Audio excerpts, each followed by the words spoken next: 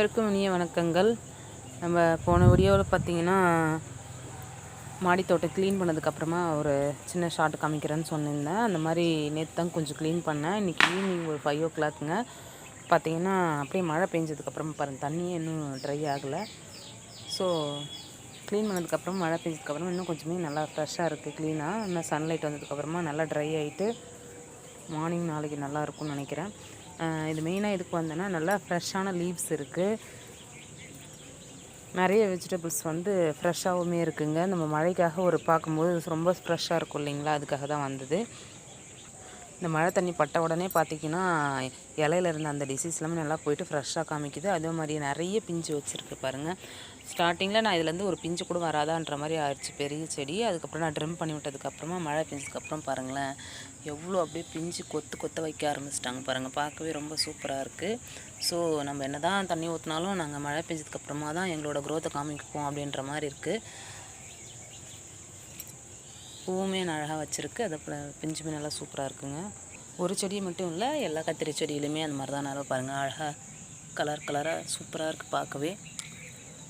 கொஞ்சம் பெருசாகணும், இன்னும் பறிக்கலை, பெருசானதுக்கப்புறமா எடுத்துக்கலான்னு விட்டுட்டேன்.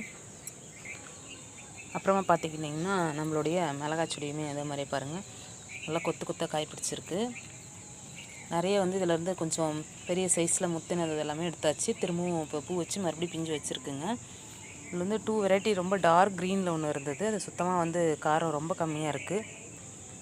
நம்ம யாரெல்லாம் பச்சை மிளகாய் ஃப்ளேவர் பிடிக்கும், ஒரு சிலவங்க அப்படியே சாப்பிடுவாங்க, இல்லை நார்மலாக அப்படியே எண்ணெய் போட்டு வதக்கி சாப்பிடுவாங்க, இல்லை சாம்பார் அந்த மாதிரி ஆட் பண்ணும்போது அப்படியே சாப்பிடுவாங்க இல்லைங்களா.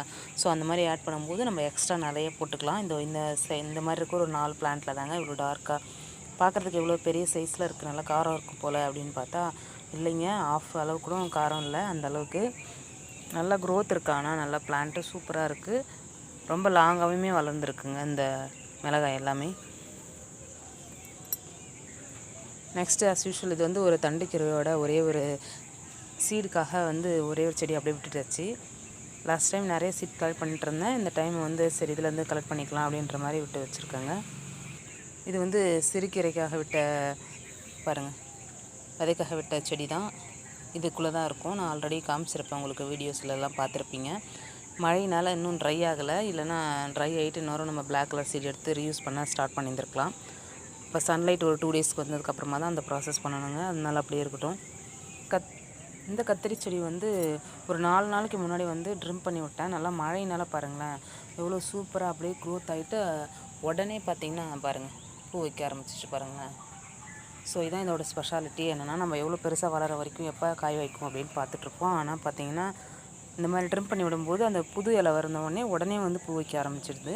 எல்லா பிளான்ட்டுமே இந்த மாதிரி தாங்க, இந்த ப்ராசஸில் தான் இருக்குங்க. சும்மா காட்டினதே காமிச்சிட்ருக்காதீங்கன்ற மாதிரி நிறைய பேருக்கு போர் அடிக்கும். No problem. நான் வந்து என்னோடய க்ரோத்துக்கு டெய்லிக்கு என்ன இருக்குது, என்ன ஸ்பெஷல் வந்திருக்கு அப்படின்னு சொல்லிட்டு நம்ம டெய்லி அப் டு டேட் பார்த்துருக்கும்போது மைண்ட் ரிலாக்ஸாக இருக்கும். நம்ம என்ன புதுசாக லேர்ன் பண்ணிக்கிட்டோன்றதை வந்து நம்ம தெரிஞ்சுக்கலாங்க. ஏன்னா எதுக்கு இம்பார்ட்டன்ஸ், எந்த சீசனில் வளரக்கூடியது அப்படின்றத பற்றி தெரிஞ்சுக்கிறதுக்கு இது ஒரு நல்ல சான்ஸ். வீட்டில் வந்து ஒரு ஸ்மால் யூஸுக்கு, ஒரு எமர்ஜென்சி பர்பஸுக்கு நம்ம இந்த மாதிரியெல்லாம் பிளான்ட் வந்து யூஸ் பண்ணிக்கலாம். இது வந்து மின்ட்டு தான், நான் கட் பண்ணி விட்டது போக திரும்ப பாருங்கள், இது சைடில் கட் பண்ணி விட்டுட்டேன், நடுவில் இருக்கிறது மட்டும் அப்படியே இருக்குது பாருங்கள், நல்ல பெரிய சைஸில் லீஃபு. இதெல்லாம் ஒரு சடன் ப்ராசஸ்க்காக நம்ம திடீர்னு ஏதாவது குக் பண்ணுறதுக்கு பிளான் இல்லைன்னா, ஸோ இங்கே வந்து நம்ம எடுத்துகிட்டு போயிட்டு இருக்கிறத நம்ம அரேஞ்ச் பண்ணிக்கலாம். நம்ம வெண்டைக்காய், கத்திரிக்காய் ப்ளஸ் இந்த மின்ட்டு துவையல் அந்த மாதிரி எல்லாம் செஞ்சுக்கலாங்க. இந்த வள்ளிக்கொடி பார்த்திங்களா, அப்படியே இந்த பேகை சுற்றியே ரவுண்ட் அடிச்சிட்ருக்காங்க. வேறு எங்கேயும் படுறதுக்கு நான் ஸ்பேஸ் எதுவும் அரேஞ்ச் பண்ணலை இந்த வாட்டி, அதனால் அப்படியே பேக்லேயே ரவுண்ட் அடிச்சிட்ருக்காங்கங்க. இன்னும் எவ்வளோ டைம்னு தெரியல. நான் லாஸ்ட் டைம்லாம் கொஞ்சம் பார்ப்பேன் எவ்வளோ சைஸ் வேர் இறங்கியிருக்கு, கிழங்கு எத்தனை வச்சுருக்கு அப்படின்னு சொல்லிட்டு. இந்த வாட்டி வந்து அந்தளவுக்கு டைம் இல்லை, ஏன்னா இது கொஞ்ச நாள் தான் வச்சுருக்கேன், மேக்ஸிமம் இன்னும் க்ரோத் ஆகிருக்காது. நம்ம ரெய்னி சீசன்றதால பிளான்ட் இந்த அளவுக்கு கவர் ஆகிருக்குங்க. மற்றபடி நம்ம நார்மல் டேஸில் வைக்கும்போது ஹார்வெஸ்டிங் டைமில் தான் ஒரு 3-4 மந்த்துக்கு அப்புறமா தான் இந்த அளவுக்கு பெரிய பிளான்ட்டாக இருக்கும். நம்ம டெய்லியுமே தண்ணி ஊற்றிட்டே இருக்கணும். அதே மாதிரி இது வந்து ஒரு 3-4 டேஸ்க்கு வந்து தண்ணி ஊற்றலனாலும் சேஃபாக தான் இருக்குது, அது சேவ் பண்ணி வச்சுக்குது வாட்டர். இது வந்து மெயினாக ரூட் பிளான்ட்டுன்றதாலங்க. இது இன்னொரு பிளான்ட்டு தான், அது பாருங்கள் துளிர் இலைலாம் நல்லா அழகாக வந்திருக்கு. இது ஒன்றுமே இல்லைங்க, அந்த ஒரு சின்ன ஒரு பார்ட்டை வந்து ஒரு கையால் ஒரு ஜான் அளவு அந்த மாதிரி கட் பண்ணி நம்ம வச்சுட்டோன்னா அது ஆட்டோமேட்டிக்காக வந்து நியூ பிளான்ட் வந்து க்ரோத் ஆகிடும். வேறு எதுவுமே சிம்பிள். இந்த கொடியிலேருந்து கட் பண்ணி சின்ன சின்ன பீசஸாக அந்த மாதிரி வச்சா நிறைய பிளான்ட்டுக்கு வந்து நம்ம ரீப்ரொடியூஸ் பண்ணிடலாம். இது பார்த்திங்கன்னா குண்டுமல்லி செடி தாங்க. இது வந்து சீசன் டைமில் கண்டிப்பாக ஒரு 4 or 5 ஃப்ளார்ஸ் இருக்கும். நல்லா அடுக்கடுக்காக இருக்கும். இது நிறைய நல்லா கார்டனுக்கே ஒரு நல்ல ஒரு ஸ்மெல் கொடுக்கும். இது வந்து நான் கீழே ஷிஃப்ட் பண்ண முடியல. அது வேர் வந்து ரொம்ப டைட்டாக இந்த பேக்கோடு இருக்குன்றதால ரொம்ப இந்த மாதிரி ரெய்னி சீசனில் தான் நல்லா கொஞ்சம் லூஸ் ஆகும். அதுக்கப்புறமா நம்ம எடுத்து வேறு ஷிஃப்ட் பண்ணிடலாம். இது வந்து ஜாதி மல்லி செடி தாங்க. அந்த மாதிரி பாட்டில் தான் இருந்தது. இது கொஞ்சம் ஸ்பேஸ் இருந்தது, நான் கீழே வச்சு விட்டேன். நல்லா க்ரோத் ஆகிருக்கு. இது ஒரு கயிறுக்காக சப்போர்ட் பண்ணி மேலே வச்சுருக்கேன். நல்ல ஃப்ளார்ஸ் இந்த இயர் ஃபுல்லாகவே நல்ல ஃப்ளார்ஸ் கொடுத்தது. இப்போயுமே நல்லா ஃப்ரெஷ்ஷான நிறைய அரும்புலாம் இருக்குது. இன்னும் கொஞ்சம் ஈவினிங் ஆனதுக்கப்புறமா பறிக்கலான்ட்டு இருக்குங்க. நிறைய லீஃப் வந்து புதுசு புதுசாக வந்துகிட்டே இருக்குது. நிறைய ஸ்ப்ரெட் ஆகிருக்கு. இந்த மாதிரி அந்த குண்டுமல்லி செடியும் ஸ்பில் பண்ணணும்.